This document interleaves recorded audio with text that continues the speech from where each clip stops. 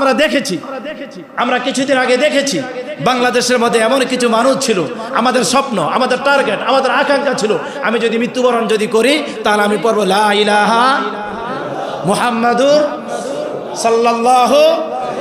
আর আমাদের কিছু নিকৃষ্ট জঘন্য মুসলমানদের নামে পরিচয়ে যারা চলতে চায় তারা বলে আমার মৃত্যুবরণ করার সময় যেন উচ্চারণ হয় জয় বাংলা, কথা বলে না জয় বাংলা।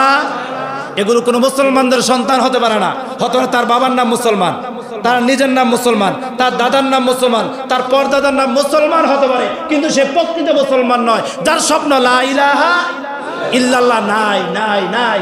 বিশ্বনবী মুহাম্মদুর রাসূলুল্লাহ সাল্লাল্লাহু আলাইহি ওয়াসাল্লাম বলেছেন, একটি হাদিস স্মরণ হয়ে গেল, যার প্রথম বাক্য হবে লা ইলাহা, যার শেষ বাক্য হবে ইল্লাল্লাহ, তার জন্য আল্লাহ তাআলা জান্নাতকে ওয়াজিব করে দেন, ওয়াজিব করে দেন, ওয়াজিব করে দেন। চিৎকার দিয়ে বলছি সুবহানাল্লাহ। বলেন তো আমরা মৃত্যুবরণ করার সময় জয় বাংলার স্লোগান দিয়ে মরতে চাই নাকি লা ইলাহা ইল্লাল্লাহ তাকবীর দিয়ে মরতে চাই? সবাই উচ্চ আওয়াজে বলুন, নাকি এটা রাজনৈতিক বয়ান? নাকি রাজনৈতিক বয়ান? জানতে চাই আমরা কি জয় বাংলার স্লোগান দিয়ে মরতে চাই নাকি আমরা লা ইলাহা ইল্লাল্লাহর তাকবীর দিয়ে মরতে চাই? তাকবীর দিয়ে মরতে চাই তো ইনশাআল্লাহ।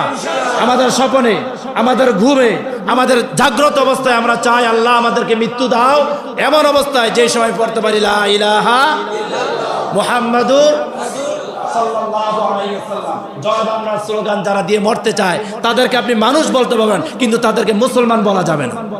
বলেন তো কি বলেছি? বলেন তো কি বলেছি? জয় বাংলার স্লোগান দিয়ে যারা মরতে চায় তাদেরকে মানুষ বলা যাবে, কিন্তু মুসলমান বলা যাবে। আপনি বলেন হুজুর এত শক্ত কথা কোথায় পেলেন? কোরআন খুলুন, সূরাতুল বাকারা ৮ নম্বর আয়াত। আল্লাহ তাআলা বলছেন, ওয়া মিনান নাসি মান ইয়াকুলু আমান্না বিল্লাহি ওয়া বিল ইয়াউমিল আখির ওয়া মা হুম বিমুমিনিন। আল্লাহু আকবার। আল্লাহ তাআলা চোখ কান খুলে দিয়েছে মুসলিমদের। আল্লাহ তাআলা বলছেন ওয়া মিনান নাস, মানুষের মধ্যে কিছু মানুষ রয়েছে, মান ইয়াকুলু, তারা বলবে আমান্না বিল্লাহ, আমরা আল্লাহর প্রতি ঈমান আনয়ন করছি, ওয়া বিল ইয়াউমিল আখির, এবং পরকালের প্রতি বিশ্বাস স্থাপন করছি। আল্লাহ তাআলা তাদেরকে ধিক্কার দিয়ে বলছেন ওয়া মা হুম বিমুমিনিন, মূলত তারা ঈমানদার নয়, তারা মুমিন নয়। কার কথা? নাকি আমার কথা? নাকি আমার কথা? আল্লাহর কথা। তারা বলবেন আমান্না বিল্লাহ ওয়া বিল ইয়াউমিল আখির, আমি আল্লাহর প্রতি বিশ্বাস স্থাপন করছি, পরকালকে আমি বিশ্বাস স্থাপন করছি। আল্লাহ তাআলা কি বলেন?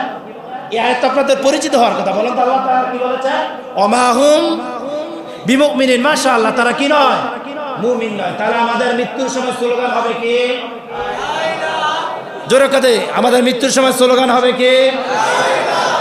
ইল্লাল্লাহ মুহাম্মাদুর।